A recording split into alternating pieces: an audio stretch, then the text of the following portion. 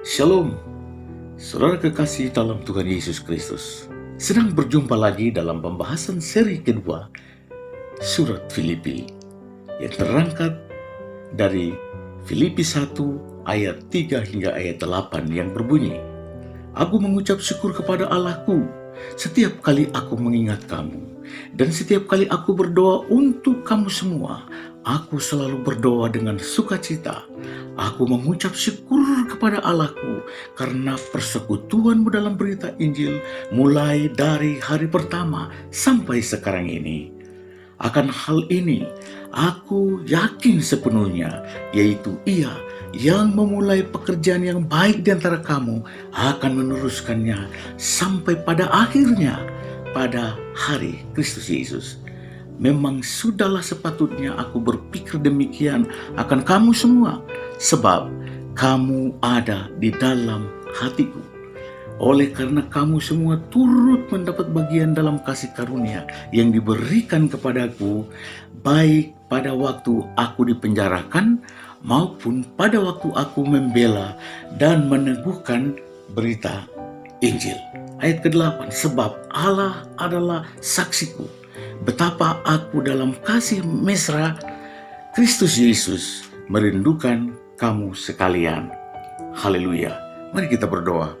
Bapa Surgawi, saatnya kami merenungkan firman-Mu. Arahkan hati dan pikiran kami. Tuntun kami oleh Roh Kudus-Mu di dalam Yesus. Amin. Saudara yang dikasihi, mari kita merenungkan bagian firman Tuhan ini dengan judul alasan mengucap syukur. Alasan mengucap syukur. Saudaraku, pembelajaran firman Tuhan hari ini membahas tentang bagaimana kita mengucap syukur. Apa alasan kita mengucap syukur? Banyak kali kita tidak tahu mengapa harus mengucap syukur dan untuk apa mengucap syukur. Kita tidak memiliki alasan untuk mengucap syukur. Karena itu, tidak heran ada banyak orang yang suka bersungut-sungut, menggerutu, mencemburui orang yang dianggap sebagai saingannya, sehingga berujung pada menyingkirkan sekalipun dia adalah sahabatnya sendiri. Dalam Filipi 1 ayat 3-8, kita menemukan dua alasan Rasul Paulus untuk mengucap syukur. Pertama, dalam ayatnya yang ketiga dikatakan bahwa aku mengucap syukur kepada Allahku setiap kali aku mengingat kamu. Nah, alasan yang pertama adalah karena Paulus mengingat jemaat setiap saat. Artinya, gaya hidup dan pelayanan jemaat Filipi membekas di dalam sanubari Rasul Paulus.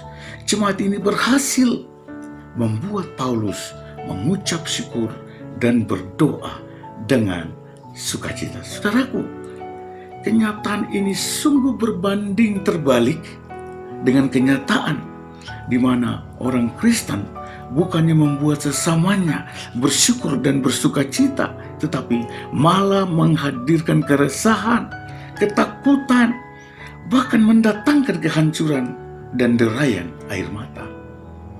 Bukankah dalam kehidupan keluarga ada banyak suami atau istri atau anak-anak yang tidak mendatangkan syukur dan sukacita, namun saling mengecewakan, saling menyakiti, saling melukai, dan berujung pada perceraian dan keretakan serta kehancuran rumah tangga? Bukankah dalam dunia kerja ada pemimpin yang mengecewakan bawahannya, atau bawahan yang tidak tahu diri lalu merongrong atasannya? Saudara, jadilah sosok yang mampu menghadirkan syukur dan sukacita bagi mereka yang ada di seputar kehidupan Anda. Kedua, alasan Rasul Paulus untuk bersyukur terdapat di dalam ayatnya yang kelima.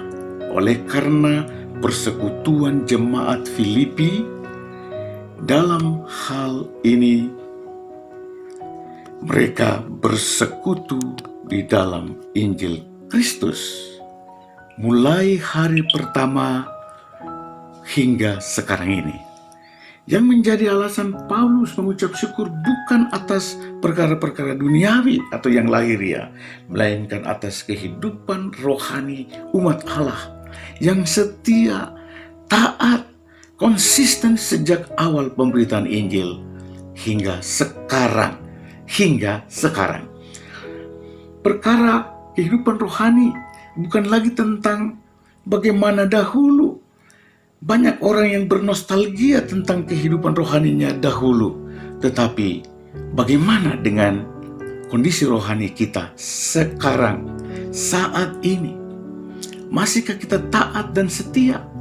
Masihkah kita memegang dan hidup di dalam kasih mula-mula ketika kita percaya kepada Yesus sehingga saat ini? Ataukah justru kerohanian kita saat ini mengalami pasang surut, kendor, pudar, bahkan nyaris padam? Datanglah kepada Yesus yang berkata, "Marilah kepadaku, hai kamu yang letih lesu dan berbeban berat, aku akan memberi kelegaan kepadamu."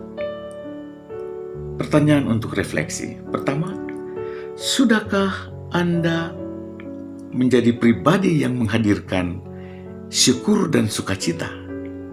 Jika sudah, bagaimana kiat Anda meningkatkannya?